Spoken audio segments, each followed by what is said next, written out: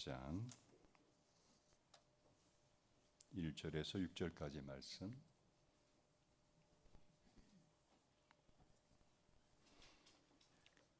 마가복음 6장 1절에서 6절까지 말씀 함께 읽겠습니다. 예수께서 거기를 떠나서 고향에 가시니 제자들도 따라갔다. 안식일이 되어서 예수께서 회당에서 가르치기 시작하셨다.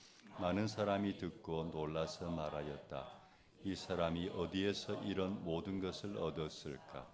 이 사람에게 있는 지혜는 어떤 것일까? 그가 어떻게 그 손으로 이런 기적을 일으킬까? 이 사람은 마리아의 아들 목수가 아닌가? 그는 야고보와 요셉과 유다와 시몬의 형이 아닌가?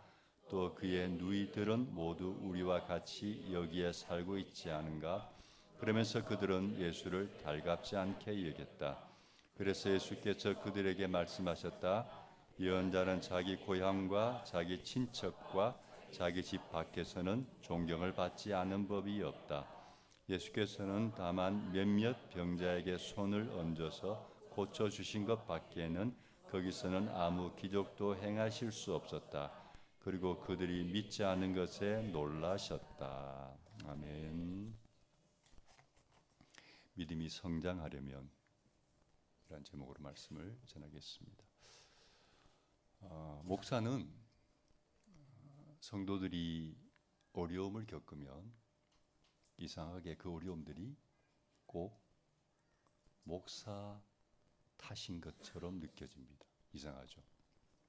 목사가 기도가 부족해서, 목사가 성도들을 신앙으로 잘 지도하지 못해서 성도들이 이런 어려움을 겪고 있는 게 아닌가 하는 생각이, 이상하게 목사는 자꾸 그런 마음이 들어요.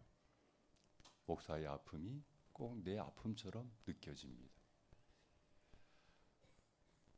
그런 목사인 제가 성도들을 볼 때 제일 마음이 아플 때가 있어요.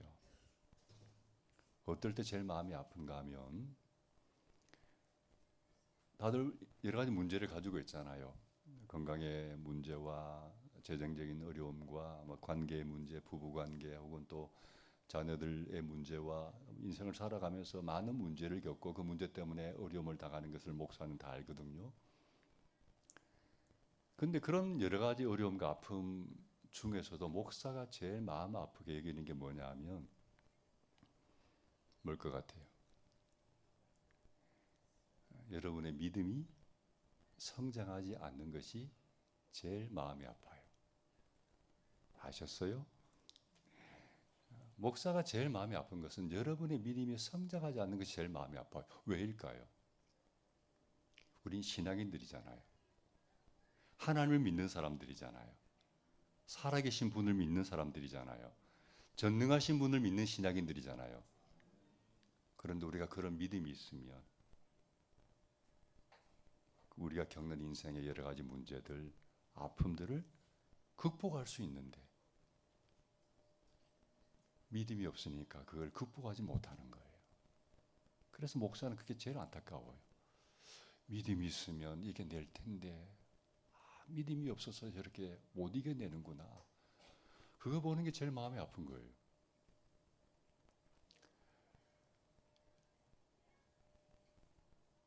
아마 여러분들 중에서도 자신을 돌아볼 때 나는 왜 이렇게 믿음이 성장하지 않지?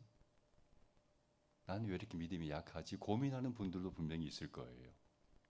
그래서 오늘 이 시간에는 어떻게 하면 우리가 믿음을 성장시킬 수 있을까? 어떻게 하면 우리 믿음이 성장할 수 있을까 하는 문제를 생각해 보려고 합니다. 먼저 본문을 잠시 설명하면, 예수님이 어느 날 고향인 나사렛을 제자들과 함께 방문하셨습니다. 그리고는 거기에서 다른 지역에서 하셨던 것과 똑같은 일들을 고향에서도 하셨어요. 근데 이상하게 반응이 별로였어요. 6절 봅시다. 그리고 그들이 믿지 않는 것에 놀라셨다고 했어요. 이 말을 거꾸로 생각해 보면 당연히 믿어야 하는데 안 믿는 거예요. 예수님의 입장에서 생각해 보면 당신 자신이 그곳에서 당신의 일을 하나님으로서의 엄청난 일을 했어요. 그럼 사람들이 그걸 봤으면 믿는 것이 자연스러운데 안 믿는 거예요. 고향 사람들이 못 받아들이는 거예요. 여러분, 예수님이 고향에서 뭘 하셨을까요? 힌트를 드립니다. 두 가지를 하셨어요. 근데 그 두 가지가 우리의 믿음을 성장시키는 핵심적인 요소입니다. 다시 말하면 그 두 가지만 잘하면 우리의 믿음은 반드시 성장하게끔 되어 있어요. 두 가지만 잘하면. 그 두 가지가 뭘까요? 봅시다. 2절을 같이 한번 읽어볼까요? 같이 한번 읽겠습니다. 안식일이 되어서 예수께서 회당에서 가르치기 시작하셨다. 많은 사람이 듣고 놀라서 말하였다. 이 사람이 어디에서 이런 모든 것을 얻었을까? 이 사람에게 있는 지혜는 어떤 것일까? 그가 어떻게 그 손으로 이런 기적들을 일으킬까? 이 구절을 보니까 예수님이 하셨던 두 가지가 있어요. 찾으셨나요? 힌트가 이미 나와 있죠.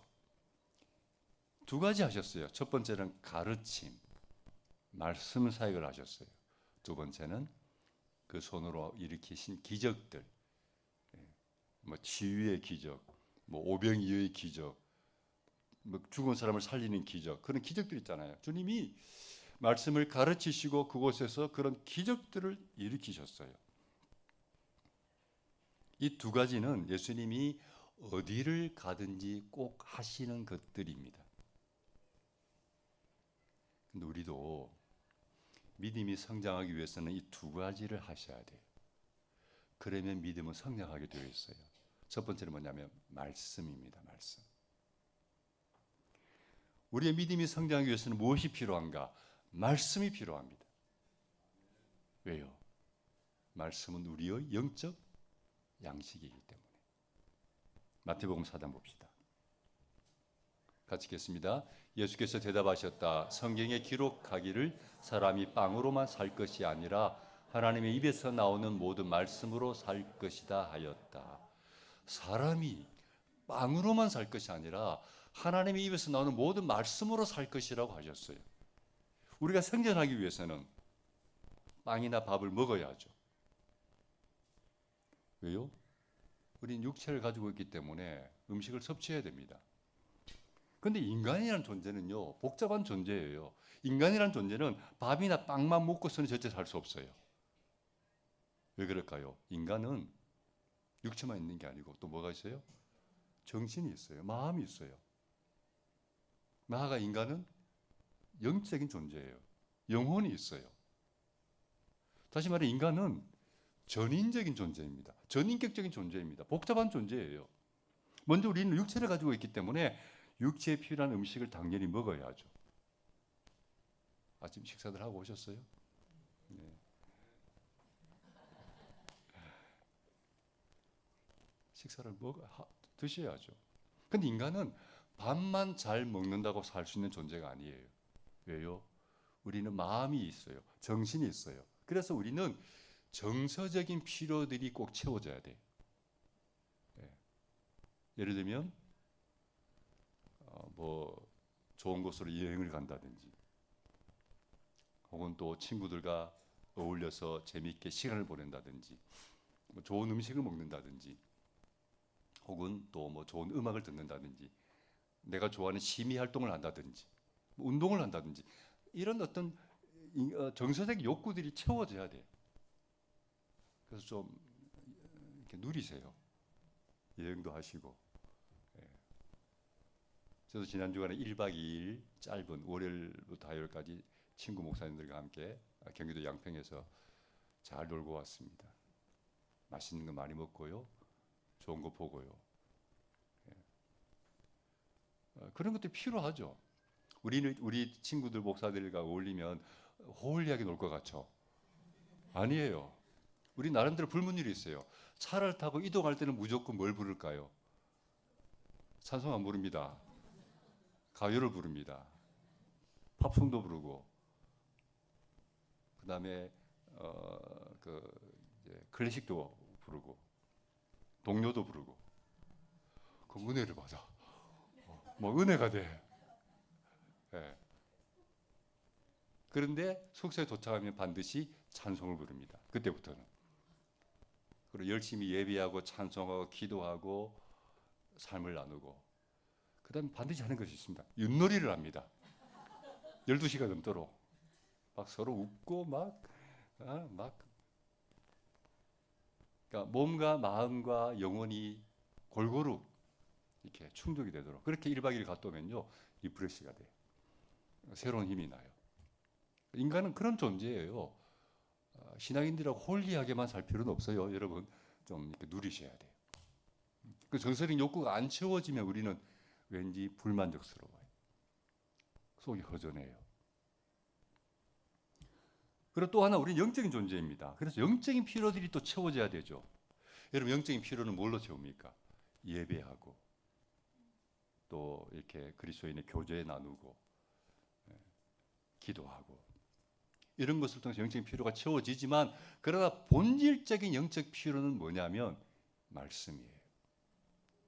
우리 신앙의 영혼의 본질적인 요소는 말씀이에요. 왜요? 말씀 우리 영적 양식이기 때문에. 아모스 8장 봅시다. 같이 읽겠습니다. 그날이 온다. 나 주 하나님이 하는 말이다. 내가 이 땅에 기근을 보내겠다. 사람들이 배고파하겠지만 그것은 밥이 없어서 겪는 배고픔이 아니다. 사람들이 목말라하겠지만 그것은 물이 없어서 겪는 목마름이 아니다. 주의 말씀을 듣지 못하여서 사람들이 굶주리고 목말라 할 것이다. 하나님이 이 땅에 기근을 보내는데 그 기근이라는 것이 밥이 없어서 겪는 배고픔이 아니라고 했어요. 말씀을 듣지 못해서 겪는 목마름과 배고픔이다. 우리는 영적 존재들이기 때문에 말씀을 먹지 못하면 영적으로 굶주리고 그래서 힘을 쓰지 못하게 되어 있어요.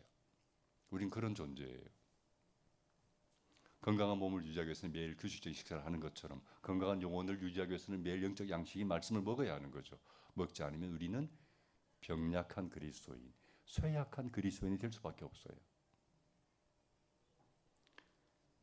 말씀을 먹지 않는 그리스도인들은 영적 눈으로 보면 위기 속에 빠진 그리스도인이에요. 왜요? 말씀 먹지 못하니까 기아 상태잖아요. 위기죠. 그런 분들에게 좀 경각심을 갖도록 제가 이 시간에 좀 강하게 권면을 하려고 합니다. 목사는요, 설교하면서 설교를 준비하면서 나름대로 수위 조절하는 것 아세요? 설교를 준비하면서 수위 조절을 합니다. 무슨 의미냐면 설교를 이제 본문을 묵상하고 설교를 준비하잖아요. 그러면 본문에서 말하는 메시지가 있어요. 근데 그대로 전하고 싶은데 그 메시지가 너무 강한 메시지예요. 뭐 화 있을진저 뭐 이런 말씀을 전하면 좀 부담스럽잖아요. 그래서 본문의 의미는 살리되 듣는 성도들이 듣다가 시험에 빠지지 않을 정도로 약간 다운시켜서 수위를 조절해서 소화시킬 만한 정도의 강도로 말씀을 전해요. 대부분의 목사들은. 저도 물론 그렇게 하고요. 근데 저는 앞으로는 설교를 할 때 그런 수위 조절을 안 하기로 마음먹었습니다. 아멘이 나오셨네. 역시 장로님 파이팅. 왜 그런 마음먹은지 아세요? 저는요 겁날 게 없는 목사입니다. 왜요? 몇 달 있으면 은퇴합니다. 제가 무서울 게 뭐가 있겠어요? 하고 싶은 이야기 다 해야지. 뒷감당한 민목사님이 이제 뒷감당하시겠지만은 저는 하고 싶은 말을 다 하고 싶어요. 왜요? 제가 설교할 날이 얼마 안 남았어. 그래서 정말 내가 여러분에게 꼭 하고 싶은 하나님의 말씀을 좀, 물론 모든 설교를 그렇게 한다는 건 아니고 저는 이제 강해 설교하거든요. 사례처라니까 하다가 그런 내용이 나오면 또 그때는 또 본문이 말하는 메시지를 제대로 해야죠. 그래서 조금 세게 하셔도 이해하시기 바랍니다. 시험 들지 마시고 이제 끝무리 목사가 마지막 발버둥 치는구나 그렇게 이해해 주시면 좋을 것 같습니다. 그래서 다시 말씀드립니다.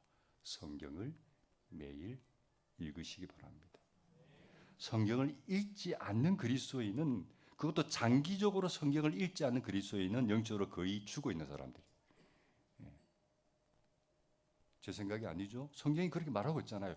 영적인 양식이 말씀을 먹지 않는데, 그것도 장기적으로 몇 달 동안 말씀을 읽지 않는데 어떻게 영적으로 살아있을 수 있겠어요? 거의 죽은 상태죠. 굉장히 위험한 상태인 거예요. 근데 여러분, 신기한 것이 있어요. 뭘까요? 신기한 것은요, 비록 영적으로 그렇게 나약한 상태에 있는 사람이라 할지라도 일단 말씀을 읽기 시작하면요, 신기하게 영적으로 회복이 돼요. 살아나요. 왜 그런지 아세요?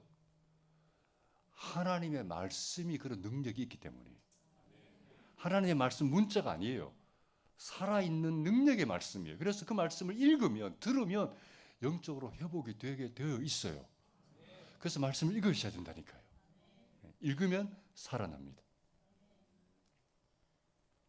특별히 우리 교회는 전 교인이 성경 일독을 하고 있어요. 교회에서 여러분이 매일 읽어야 할 본문을 제공하고 있어요. 여러분 일독 성경, 여러분 주일학교 자녀들을 위한 일독 성경 지금 나눠드린다 광고드렸죠. 근데 어른들한테는 나눠주지 않지만 그 한 달 분량의 성경 읽어야 할 본문을 이제 성도들에게 다 나눠줘, 이제 카톡방에 올리죠. 그래서 그거 보고 매일매일 성경을 읽으면 이제 자연스럽게 일독이 되게끔 되어 있어요. 그 진도에 따라 성경을 읽으시면 되는 거예요. 많지 않아요. 1년 1독은 아니고 3년 1독 정도 되는 분량입니다. 하루에 뭐 한 장 정도. 매일 그렇게 읽어 나가시면 자연스럽게 성경을 일독할 수 있습니다. 말씀 읽기는 식사에 비유하면 일상적인 식사입니다. 여러분, 우리는 매 끼마다 특별한 음식을 먹지는 않죠. 그냥 평범한 식사를 하죠. 기본적인 뭐 있는 반찬 가지고 보통 몇 끼를 보통 먹습니다.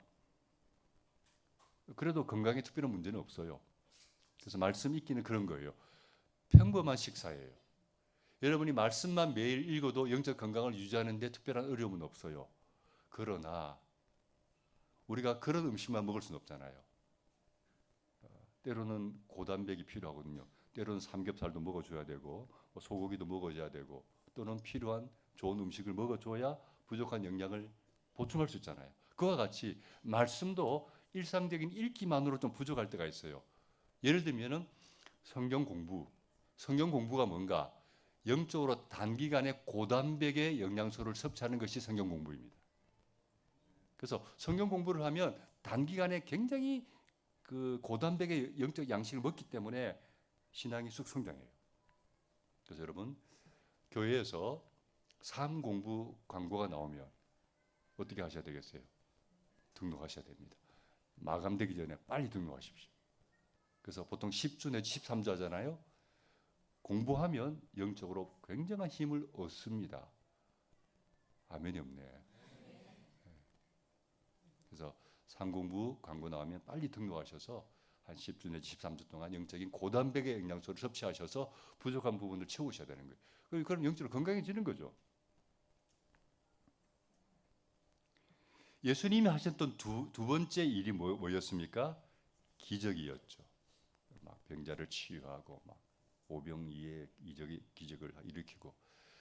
기적인데 저는 그것을 어떻게 표현하고 싶냐면 이렇게 표현하고 싶습니다. 기적은 뭐다? 영적인 체험이다. 맞죠? 기적은 영적인 체험입니다. 건강한 신앙생활을 위해서는 영적 체험이 필요한 것 같아요. 왜 필요할까요? 경험을 해야 정말 하나님이 계신 것을 확실하게 믿을 수 있기 때문이에요. 경험을 해요. 하나님이 살아 계시다고 수없이 듣기는 했는데 한 번도 그분을 만나본 적이 없어. 그러면요, 내가 믿는 믿음이 이게 진짜 믿는 건지, 하나님이 계시다고 하는데 진짜 그분이 살아 계신 분인지 어느 날 의구심이 들 수 있다고요. 왜? 내가 본 적이 없으니까, 그분을 만나본 적이 없으니까. 정말 그분이 계신 거 맞아? 그런 의구심이 들 수 있어요. 그런데 하나님을 한번 경험하고 나면 그런 의심이 사라지고 마음에 확신이 생기고 신앙이 쑥 성장해요. 그래서 신앙생활에는 이런 영적 체험이 꼭 필요합니다. 근데 여러분, 하나님을 어떻게 체험할까요? 답은 기도입니다. 기도. 하나님을 체험한 이야기를 하시는 성도들 분들을 가만히 이야기를 들어보면 거의 90% 이상이 뭐하다가 기도하다가 하나님을 경험한 이야기입니다. 그래서 기도하며 하나님을 경험합니다. 왜요? 여러분, 기도가 뭐예요? 하나님과 대화하는 거예요. 기도는 하나님과 이야기하는 게 기도거든요. 그 대화라는 것은 상대가 있잖아요. 내가 대화하면 앞에 누가 있다는 이야기거든요. 그게 대화잖아요. 예, 혼자서 하면 독백이죠. 대화는 상대가 있는 거예요. 근데 기도는 하나님과 대화하는 거예요. 다시 말하면 기도하면 하나님을 만나는 거죠. 예. 그래서 기도하면 하나님을 만나게 되어 있어요. 내가 기도하면 하나님은 내 기도를 듣고 계세요. 예. 그게 느껴져요. 하나님 내 기도 듣고 계신 게. 그리고 그 기도에 하나님이 때로는 응답해 주신다고요. 기도 응답이라는 게 딴 게 아니고 하나님께서 당신 자신을 나에게 드러내 보이시는 거예요. 나타내 보이시는 거예요. 그게 기도 응답이죠. 그래서 기도 응답을 경험해 본 사람은 하나님을 느끼고 경험하고 체험하는 거죠. 생생하게. 그럴 때 믿음의 확신이 생기고 하나님께서 당신 자신을 나에게 드러내 주신 것에 대한 감사와 감격이 있어요. 하나님 만나보면 하나님이 정말 계시네. 내 기도에 응답해 주시네. 그게 너무 고맙고 감사한 거예요. 여러분의 믿음이 성장하고 싶다면 매일 두 가지를 규칙적으로 하시기를 바랍니다. 매일 성경 읽고 매일 기도하십시오. 하루도 빠짐없이. 그런 믿음이 성장하게 될 줄로 믿습니다. 그런데 문제는 이 두 가지를 하는데도 믿음이 성장하지 않는 사람들이 있다는 거예요. 목회를 해보니까 교회 안에 특별한 그룹이 있어요. 어떤 그룹? 오랫동안 신앙생활을 합니다. 성경 읽습니다. 기도합니다. 그런데 믿음이 성장하지 않아요. 독특한 그룹이 있어요. 말씀과 기도 생활을 해도 믿음이 성장하지 않는 것에는 분명히 이유가 있겠죠.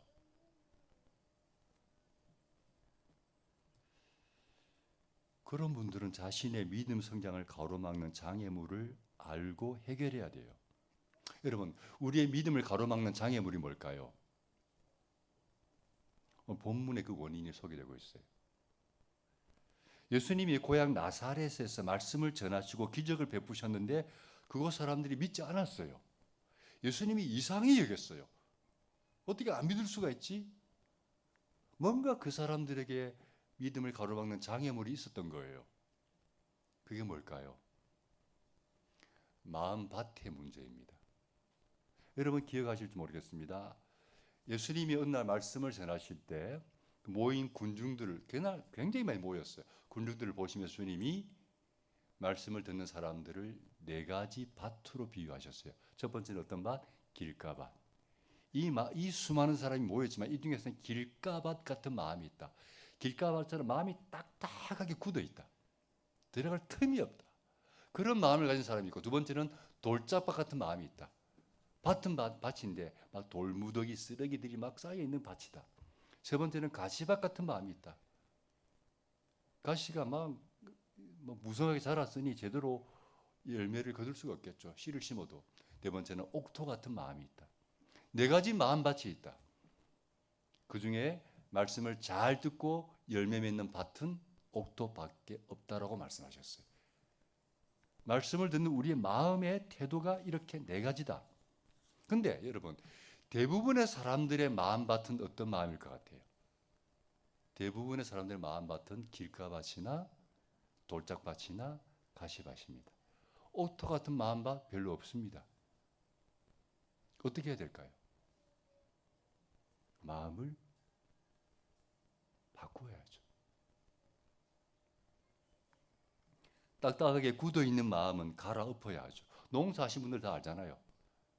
겨우 내내 꽁꽁 얼어붙은 밭에 농사를 지으려면 일단 갈아엎어야 되죠. 밭에 땅인데 돌무더기가 무성해.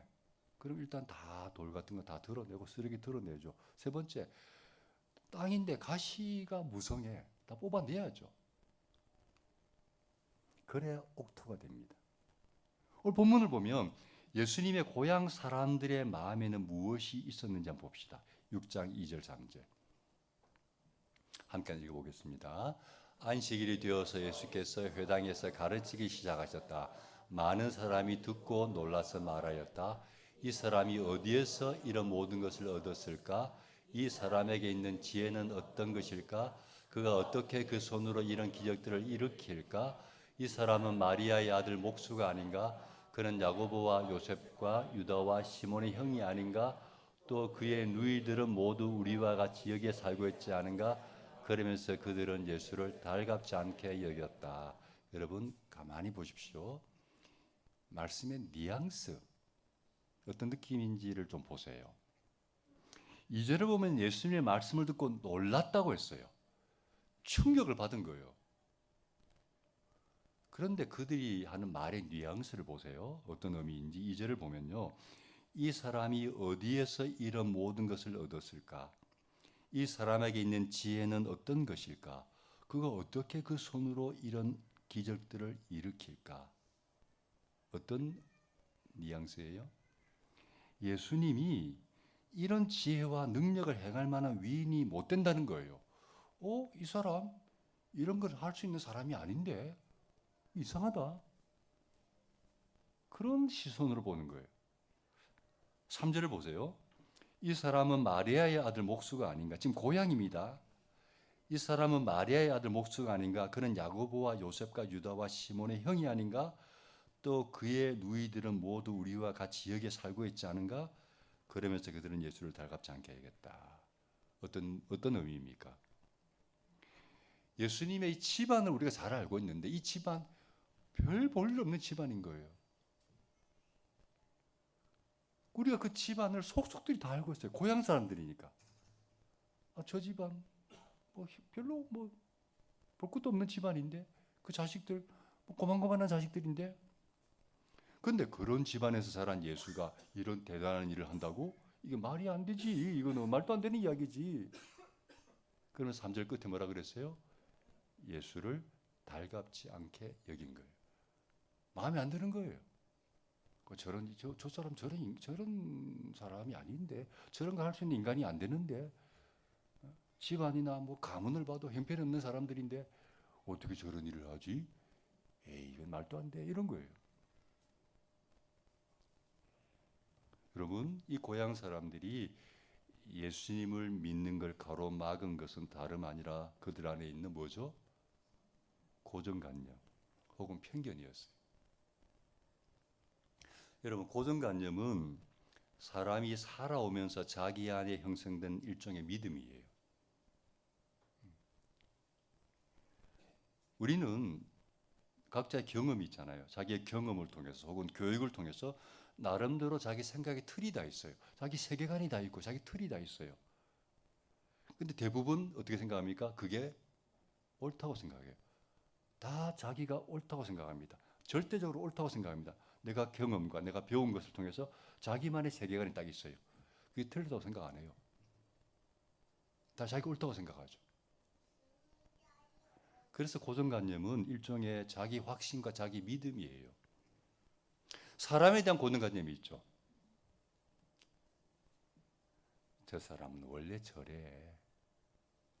고정관념을 가지고 그 사람을 바라보면 늘 삐딱하게 봐요. 그 사람 원래 그래. 그 인간 그래. 한번 고정관념이 딱 정해지면요. 늘 그 시각으로 보는 거죠. 기독교에 대한 고정관념 혹은 편견을 가진 분들도 있어요. 그런 분들은 신문이나 인터넷에 기독교에 대한 부정적인 기사가 뜨면 마치 그런 기사가 뜨기를 기다렸다는 듯이 그래 봐 기독교는 아니야. 기독교는 안 돼. 그러면서 자기의 안 믿을 근거를 더 견고하게 쌓는 계기로 삼죠. 그런 고정관념들이 믿음을 받아들이지 못하게 가로막는 거죠. 그 외에도 많아요. 특별히 마음에 상처가 많은 분들은 잘 못 받아들여요. 그 이야기는 다음에 하고, 그래서 믿음이 성장하기 위해서는 이런 마음의 문제가 해결되어야 합니다. 여러분, 제가 목회를 하면서 중요하게 여기는 것 중에 하나가 뭐냐 하면, 여러분의 마음을, 말씀을 받아들일 수 있는 마음으로 바꾸는 작업을 중요하게 생각하고 그 일을 하고 있어요. 그게 제가 하는 중요한 일이에요. 처음 교회에 오신 분들은, 제가 여러분의 히스토리를 다 알잖아요. 처음에 교회 오신 분들은 대부분 어떤 마음으로 말씀드릴까요? 딱 이렇게 하고, 목사가 무슨 말 하나 한번 볼까? 들어볼까? 이런 태도로 설교를 듣습니다. 대부분. 그런데 점점 시간이 지나면서 말씀 듣는 태도가 달라져요. 갈수록 진지해지고 집중합니다. 그러면서 서서히 마음이 옥토와 같은 좋은 마음으로 바뀝니다. 여기에 그런 분들 많이 계십니다. 제가 설교할 때 때로는 그런 눈으로 나를 바라보면 내가 혼자서 쇼하는 것 같아. 얼마나 잘하나 보자 하는 마음으로 보는 그 시선들 느껴지잖아요. 지금은 그렇지 않죠. 대부분 말씀을 잘 받아들여요. 그래서 이런 마음을 바꾸는 작업은 단기간에 잘 안 돼요. 시간이 좀 필요해요. 그런데 시간을 단축시키는 방법은 있어요. 뭐냐 하면 여러분이 노력하시는 거예요. 어떤 노력이 필요하냐면 좀 겸손하셔야 돼요. 생각을 조금 바꾸라는 거죠. 예를 들면 내가 알아야 얼마나 안다고 내 잣대로 성경을 판단하고 하나님을 판단하나, 좀 그런 마음 가지셔야 돼요. 내가 알면 얼마나 안다고 성경을 판단하고 하나님을 판단하고, 그게 얼마나 사실 교만한 건지 몰라요. 참 교만한 마음이거든요. 그래서 겸손하게 내가 얼마나 안다고, 그러나 좀 그런 마음 가지시고, 또 자신의 부족함을 솔직히 인정하고 겸손히 진리를 받아들이려는 그런 자세가 필요해요. 그러면 훨씬 시간이 단축이 될 수가 있습니다. 말씀을 마무리합니다. 어떻게 믿음이 성장할 수 있습니까? 단순합니다. 꾸준하게 말씀을 읽는 거예요. 매일 규칙적으로. 또 말씀을 듣는 자리에 나오려고 노력하시는 거예요. 삶 공부가 있으면 등록하시는 거예요. 그러면 믿음이 자라게 되어 있어요. 두 번째는 매일 기도하는 거예요. 그래서 기도를 어렵게 생각하면 못해요. 기도는 하나님과 이야기하는 거다. 대화하는 거다. 기도하면 하나님 만나요. 신기해요. 기도하면 하나님 만난다니까요. 그분과 대화하니까 느껴지죠. 꼭 기적이 일어나지 않아도, 기도한다고 꼭 기적이 일어나는 건 아니거든요. 기적이 일어나지 않아도 기도하면 어느 순간 하나님의 존재가 느껴진다니까요. 그분이 내 기도에 귀를 기울여 주시는 것 같고, 내가 하소연을 하면 그래 힘들지, 나도 알고 있어, 꼭 그렇게 토닥토닥 나를 만져주시는 것 같고, 그것만 느껴져도 마음에 위안이 되고 참 좋고, 그러다가 또 한번 특별하게 기도했는데 응답이 오면 얼마나 좋은지, 감사한지 감격이 되고 감사가 되고, 그렇게 하면서 믿음이 자라는 거죠. 그러나 중요한 것은 기도를 매일 꾸준하게 하는 거예요. 세 번째는 여러분의 마음을 기경해야 됩니다. 여러분, 마음이 닫혀 있으면요, 아무리 성경을 읽어도 말씀을 들어도 안 들어와요.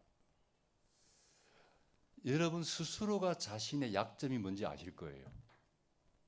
내가 갖고 있는 편견과 고정관념, 그게 늘 장애물로 작동한다는 사실을 본인은 알 거예요. 그거 좀 기경하세요. 뿌리 뽑으세요.